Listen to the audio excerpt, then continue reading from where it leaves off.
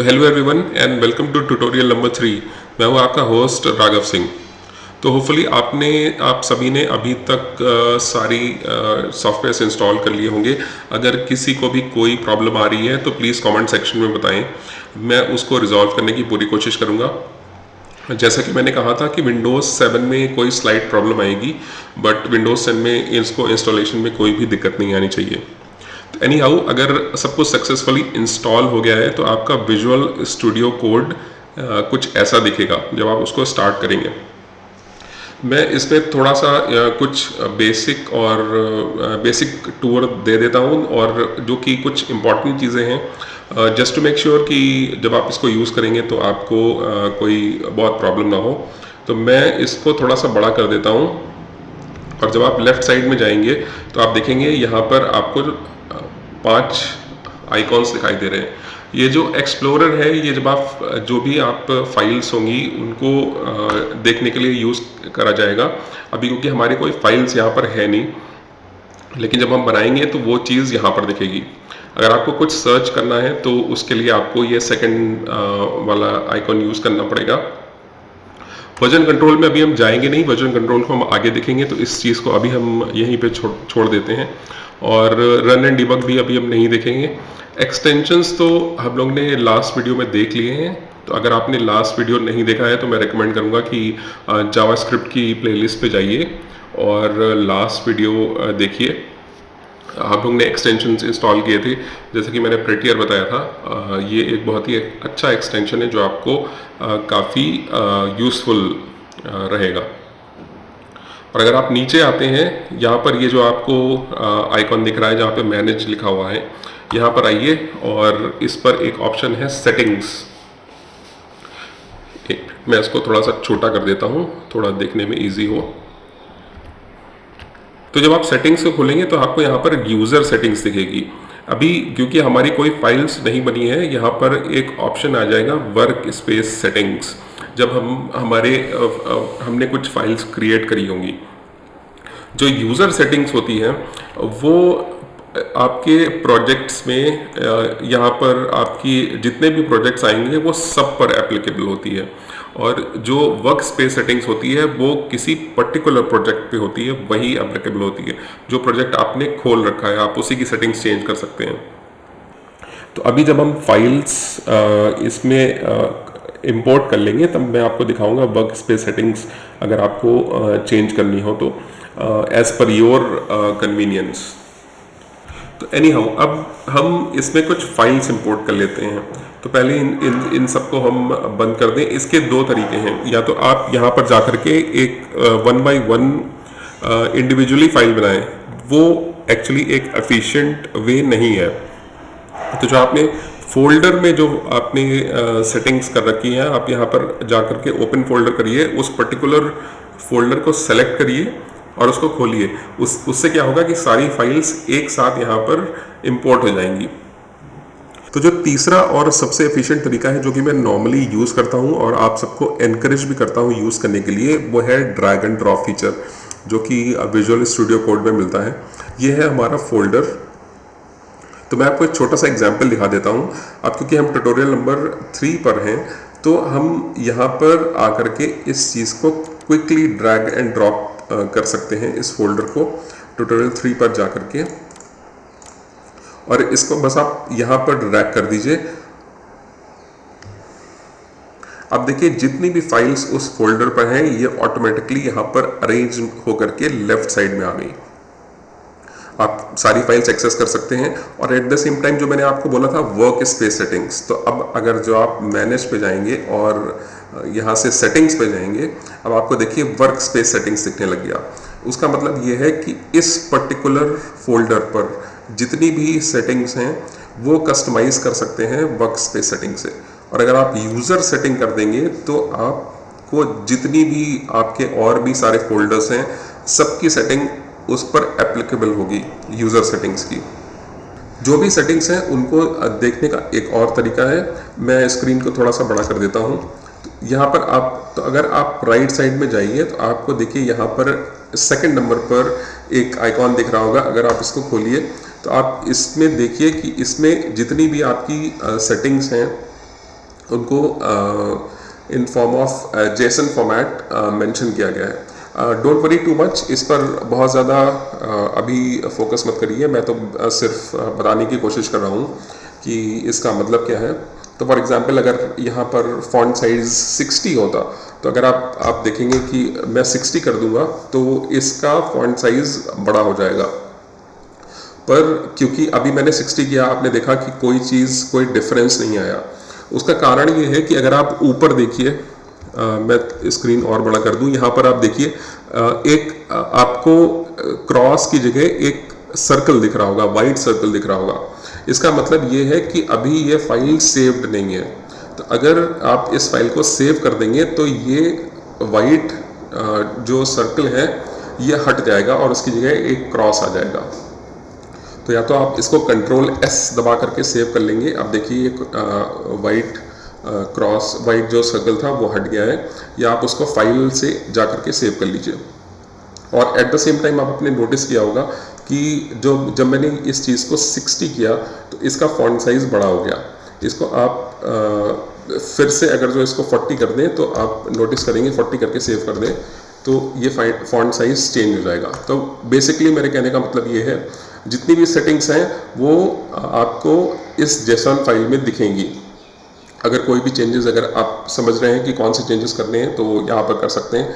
नहीं समझ रहे हैं तो कोई दिक्कत नहीं है, अभी इस चीज़ को समझने की कोई इतनी ज़रूरत नहीं है। ये चीज़ हम आगे चल के देखेंगे।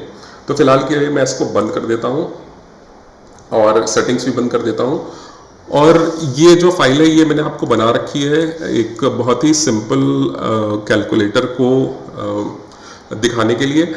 हम अभी सारी चीज़ें यूज़ नहीं करेंगे, अभी हम बेसिक से शुरुआत करते हैं। तो इन द मीन टाइम हम पहले ये समझते हैं कि जो स्क्रिप्ट होती है वो, उसका क्या इम्पोर्टेंस होता है और वो HTML से लिंक कैसे होती है। तो अभी फॉर एग्जांपल जैसे कि मैंने कहा, इसमें इसको बहुत ज़्यादा आपको समझने की ज़रूरत नहीं है। इनफैक्ट अगर आप चाहो तो मैं इस चीज़ को हटा देता हूँ और मैं कम्प्लीटली एक नए उससे शुरू करता हूँ। ये शायद हम 1 या 2 ट्यूटोरियल बाद हम यूज़ करेंगे, जिसमें कि हम देखेंगे कैसे हम ज़ीरो से एक बहुत ही सिंपल कैलकुलेटर बनाएंगे यूजिंग जावास्क्रिप्ट। तो इसको मैंने हटा दिया। अब आपको केवल ये लिखना है HTML5 और प्रेस एंटर कर दीजिए तो आपका एक टेम्पलेट बनकर के आ जाएगा। अब इसको आप टेम्परेली सेव कर लीजिए। एज ऑफ नाउ आपको सिर्फ इतना ही करना है। तो ये हो गई हमारी बेसिक HTML फाइल। अब HTML फाइल वर्क कैसे करेगी कि हम उससे स्क्रिप्ट को लिंक कैसे करेंगे। एक चीज़ हम ये कर सकते हैं कि हम अपने स्क्रिप्ट को HTML के हेडर में डाल सकते हैं। या तो हम यहाँ पर डाल सकते हैं या तो हम उसको बॉडी में डाल सकते हैं, ये आपकी चॉइस है। But at the same time इसकी इम्पॉर्टेंस क्या है, इसको हम आगे जब प्रोजेक्ट जब हम देखेंगे, जब हम पार्सिंग और ये सब चीज़ें देखेंगे तब हम उसकी इम्पॉर्टेंस को समझेंगे। एज ऑफ नाउ अभी हम सिर्फ ये देखते हैं कि HTML और जावास्क्रिप्ट है वो एक साथ लिंक कैसे होती है और काम कैसे करती है। तो जब हमारी HTML फाइल बन गई तो हमें उसमें स्क्रिप्ट लिखनी पड़ेगी। अब एक तरीका यह है कि हम HTML फाइल में इंटरनली ही स्क्रिप्ट लिखें, जिसको कि आप जैसा कि मैंने बताया था, या तो आप हेडर में कर सकते हैं या आप उसकी बॉडी में कर सकते हैं। इसका एडवांटेज और डिसएडवांटेज क्या है ये हम लोग आगे डिस्कस करेंगे। लेकिन एज ऑफ नाउ हमें क्योंकि स्क्रिप्ट लिखनी है तो हमें वो स्क्रिप्ट कहीं तो लिखनी पड़ेगी। तो HTML में स्क्रिप्ट लिखने का तरीका है, अगर आप इसको स्क्रिप्ट लिख दीजिए, ये ऑटो कंप्लीट हो जाएगा और एक ब्रैकेट क्लोज कर दीजिए तो ये ऑटोमेटिकली स्क्रिप्ट आ जाएगी। अगर इस स्क्रिप्ट को हम टेस्ट कैसे करेंगे कि ये स्क्रिप्ट काम कर रही है, तो एज ऑफ नाउ आप सिर्फ ये कर सकते हैं वेरी बेसिक, इसमें एक अलर्ट लगा लीजिए। अलर्ट एक इनबिल्ट जावास्क्रिप्ट फंक्शन है जो कि आपको एज अ पॉपअप दिखा देगा कि जो भी आपका मैसेज होगा। तो यहाँ पर अलर्ट में हम लिख सकते हैं कि this is a test message, और हम इसको टेस्ट करेंगे कि हमारी स्क्रिप्ट काम कर रही है कि नहीं काम कर रही है। और एट द सेम टाइम ये जो आपने एंड में जो सेमी कॉलन है ये ऑप्शनल है। अगर आप जावास्क्रिप्ट में ये चीज लगाना चाह रहे हैं तो आप बिल्कुल लगाइए, अगर आप नहीं लगाना चाह रहे हैं तो बिल्कुल मत लगाइए। बट मैं एनकरेज करूंगा कि इस चीज को यूज करिए, क्योंकि अगर आप किसी दूसरी प्रोग्रामिंग लैंग्वेज में ट्रांसफर करते हैं, बहुत सारी प्रोग्रामिंग लैंग्वेजेस में ये रिक्वायर्ड है। तो अगर आपकी आदत छूट जाएगी तो ये और एंड में सेमीकोलन लगाने की, तो ये कभी कभी थोड़ा प्रॉब्लमैटिक हो जाता है। तो मैं एनकरेज करूंगा कि जावास्क्रिप्ट में जब आप सेंटेंस कंप्लीट कर रहे हैं तो सेमीकोलन जरूर लगाएं। और अब हम लोग index.html पर जाकर देखते हैं कि क्या इस स्क्रिप्ट ने हमारी फाइल पर कोई असर डाला। तो लेट्स ट्राई इट आउट। ये index.html फाइल है, इसको आप खोलिए और यहाँ पर देखिए कि this is a test message, तो ये स्क्रिप्ट लिख करके आ गई। अब क्योंकि ये एक इनबिल्ट स्क्रिप्ट है, ये जैसा कि आप देख ही रहे हैं कि ये HTML में इनबिल्ट है, ये तरीका बहुत ज्यादा एफिशिएंट नहीं है। इसका कारण ये है कि हम लोगों को बहुत सारी स्क्रिप्ट लिखने की जरूरत पड़ेगी, और अगर हम ऐसे लिखेंगे तो इस चीज को मैनेज करना काफी मुश्किल हो जाता है, और अगर चेंजेस होंगे तो वो चेंज करना भी काफी मुश्किल हो जाएगा। तो उसका सोल्यूशन ये है कि हम एक्सटर्नल जावास्क्रिप्ट लिखें। उसका मतलब ये है कि हम इसको HTML फाइल से हटा करके उसको हम एक दूसरी फाइल में लिखेंगे। तो उससे क्या होगा कि जितने भी चेंजेस होंगे हमको यूज करना, उसको हमको उसको एडिट करना काफी इजी हो जाएगा। बट इसमें इंपॉर्टेंट पॉइंट ये है कि जब हम उसको किसी दूसरे फाइल में लिखेंगे, उसको हमें अपनी HTML फाइल से लिंक करना पड़ेगा। तो वो लिंक कैसे होगी? पहली पहली चीज तो ये यहाँ पर app.js आ रही है, आप क्योंकि आपके फोल्डर में नहीं होगी, मैं इसको हटा देता हूँ एज ऑफ नाउ, और आपके सामने मैं एक दूसरी फाइल बनाता हूँ जस्ट इन केस, क्योंकि आप सभी लोग जीरो से स्टार्ट कर रहे हैं। तो स्क्रिप्ट के अंदर आप यहाँ पर जाइए और एक मैं थोड़ा इसको बड़ा कर देता हूँ। स्क्रिप्ट के अंदर आप जाइए और यहाँ पर एक न्यू फाइल दबाइए और इसको नाम दीजिए app.js और एंटर कर दीजिए। तो ये आपकी app.js फाइल बन जाएगी। एट द सेम टाइम इसको सेव करना ना भूलें और index.html को भी सेव कर लें। तो ये आपकी फाइल बन गई app.js। अब ये कंप्लीटली ब्लैंक फाइल है, लेकिन let's try something very simple. जो अलर्ट हमने देखा था, जो हमने HTML पेज के थ्रू जो हमने देखा था कि this is a test message, तो अब हम इसको जो एक्सटर्नल जावास्क्रिप्ट है उसकी मदद से कैसे लिख सकते हैं। तो एक्सटर्नल जावास्क्रिप्ट को एक्सेस करने का तरीका क्या है? हम लिखेंगे src, तो ये ऑटोमेटिकली स्क्रिप्ट आ गया। स्क्रिप्ट हमको कहाँ से एक्सेस करनी है, उसका सोर्स क्या होगा? उसका सोर्स, क्योंकि जैसा कि हम लोग ने डिस्कस किया था, वो app.javascript होगा।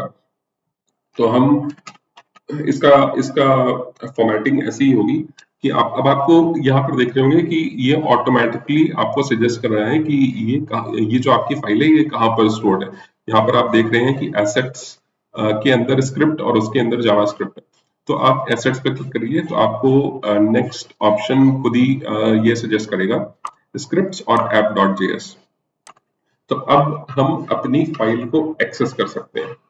अगर आप इसको बस बेसिक यहाँ पर ऐसे ही सेव कर दीजिए Ctrl+S दबा करके, और आप app.js पे आइए। अब क्योंकि हमने जो फंक्शन लिखा था वो पहले हमने इंटरनल लिखा था, अब हम लिख रहे हैं एक्सटर्नल जावास्क्रिप्ट पर। तो अब हम लिखेंगे अलर्ट। अलर्ट जैसे कि मैंने कहा था कि एक इनबिल्ट जावास्क्रिप्ट फंक्शन है। फंक्शन क्या होता है? फंक्शन जैसे कि ये समझ लीजिए कि जैसे कि हम कोई काम करते हैं, तो it is function is just a verb, कि कोई चीज करना। उस अभी ये फंक्शंस को हम आगे चल के डिस्कस करेंगे। अभी के लिए समझ लीजिए कि ये एक इनबिल्ट फीचर है जावास्क्रिप्ट का। तो हमने पहले लिखा था this is a test message,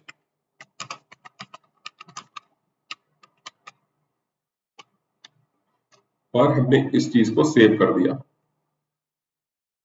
अब हम अपनी फाइल index.html पर जाते हैं और टेस्ट करते हैं कि क्या ये स्क्रिप्ट काम कर रही है कि नहीं कर रही है।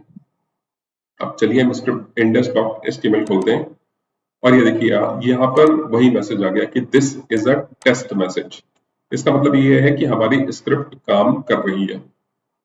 इसका रीजन ये है कि मैंने आपको ये फाइल इस वजह से पहले बनवा दी रादर देन इसको इंटरनल जावास्क्रिप्ट करने की वजह से, क्योंकि जो भी फॉर्म ऑफ लर्निंग है वो हम एक एक्सटर्नल जावास्क्रिप्ट फाइल पर करेंगे रादर देन इंटरनल जावास्क्रिप्ट पर। इस स्क्रिप्ट को जैसे कि मैंने कहा था, अगर आप यहाँ से हटा करके अगर आप बॉडी में भी रख दें और इसको सेव करें और एक बार फिर से इसको रन करने की कोशिश करते हैं तो देखिए क्या होता है। देखिए रिजल्ट सेम है। इसका बेनिफिट और इसका एडवांटेज और डिसएडवांटेज क्या है वो हम लोग थोड़ी देर में देखेंगे। पहले बेसिक समझ लेते हैं कि जावास्क्रिप्ट में वेरिएबल्स और कांस्टेंट्स क्या चीज होती है। तो इन द मीन टाइम मैं आपको एनकरेज करूंगा, इन केस आपने मेरे चैनल को सब्सक्राइब नहीं किया है तो आप मेरे चैनल पर जाएं और इसको सब्सक्राइब करें, और एट द सेम टाइम अगर आप प्लेलिस्ट में जाएंगे तो आपको जावास्क्रिप्ट के सारे वीडियोस आपको मिलेंगे जो कि कंप्लीटली हिंदी में है, तो आपको समझने में भी अंडरस्टैंडिंग होगी। और एट द सेम टाइम इस वीडियो को लाइक और शेयर करें अपने फ्रेंड्स के साथ, ताकि आपको और आप एट द सेम टाइम आपके फ्रेंड्स को भी सीखने और समझने का मौका मिले।